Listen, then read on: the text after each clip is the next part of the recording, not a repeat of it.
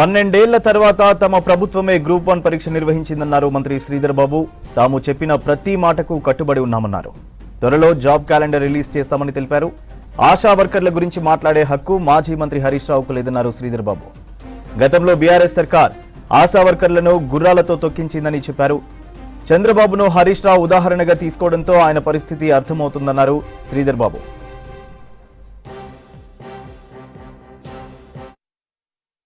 మేము చెప్పిన ప్రతి మాటపై నిలబట్టే ప్రయత్న భాగంలోనే ఈరోజు తెలంగాణ కాంగ్రెస్ పార్టీ ప్రభుత్వం ముందుకు నడుస్తోంది. మీరు వదిలిపెట్టిన ఆర్థిక వ్యవస్థను టీఆర్ఎస్ పార్టీ ప్రభుత్వం వదిలిపెట్టిన అస్తవ్యస్తంగా చేసి వదిలిపెట్టిన ఆర్థిక వ్యవస్థను గాడిలో పెట్టి ఒకటి తర్వాత ఒకటి ముందుకు నడిపించే కార్యక్రమం చేస్తూ ఉన్నాం.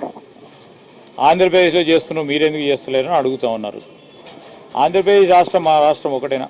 ఈరోజు చంద్రబాబు నాయుడిని ఉదాహరణగా తీసుకునే ప్రయత్నంలో టీఆర్ఎస్ పార్టీ ఉందంటే వారి పార్టీ పరిస్థితి అర్థమవుతుంది.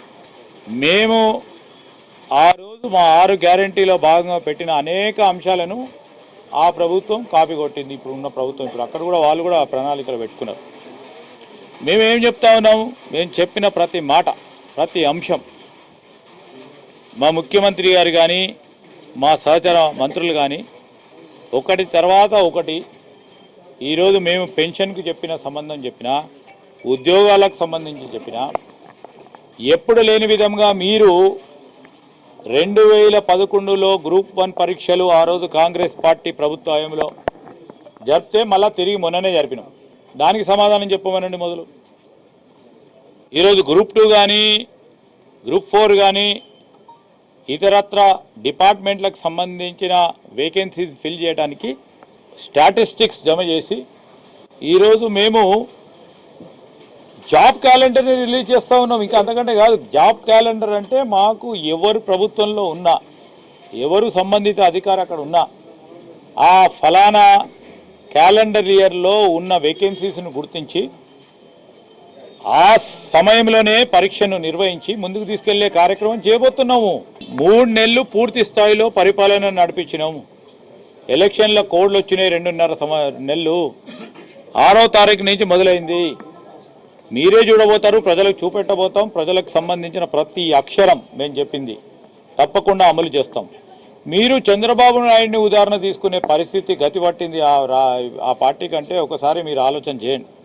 తెలంగాణ సంబంధించిన ప్రజానీకం ఏం కోరుతా ఉన్నారో అదే ఆలోచన చేస్తాం తప్ప ఆంధ్రప్రదేశ్ రాష్ట్ర ప్రజలు కోరుకునేదైతే ఆలోచన చేయలేము. ఈరోజు ఆశా వర్కర్లకు సంబంధించి కానీ నర్సింగ్ సంబంధించిన ఉద్యోగస్తుల జీతాలకు సంబంధించి కూడా తప్పకుండా వారికి మేము ఏ విధంగానైతే 1వ తారీఖు నాడు ఇతర ఉద్యోగ మిత్రులకు సోదరులకు సోదరులకు ఇస్తా ఉన్నాం, వారికి కూడా ఇచ్చే క్రమంలోనే ప్రయత్నాలు జరుగుతూ ఉన్నాయి. దాన్ని సక్రమం పెట్టే కార్యక్రమం చేస్తూ ఉన్నారు ప్రభుత్వ అధికారులు. ఈరోజు 1 రోజు 2 రోజులు రాకుండా తప్పకుండా ఆ దాంట్లో పనిచేసే ప్రభుత్వ ఉద్యోగులు మాకు వస్తలేవు వేతనాలని వారి నిరసన తెలియజేస్తుండొచ్చు. దాన్ని ఆసరగా తీసుకొని ఏదో మాకు లబ్ధి పొందుదామని ఆలోచన చేస్తూ ఉన్నా ఆఖరికి చిట్ట చివరి ప్రారంభంలో ఉన్నారు వాళ్ళు. దీన్నైనా ఆసరగా తీసుకొని ముందుకు పోయే ప్రయత్నం తప్ప వారికి ఈ నర్సింగ్ సోదరిమణుల విషయంలో సోదరుల విషయంలో కానీ ఆశా వర్కర్ల విషయంలో వారు మాట్లాడే నైతిక లేదు. ఆశా వర్కర్లు మీరు ఒకసారి గుర్తు చేసుకుంటే ఆశా వర్కర్లు వారికి సంబంధించిన కనీస వేతనాల గురించి మాట్లాడితే ఎట్లా కొట్టిండ్రు? పోలీసు లాఠీ దెబ్బలతో ఉరికిచ్చిండ్రు మొత్తం ఆశా వర్కర్లను. వాళ్ళ గురించి మీరు మాట్లాడే నైతిక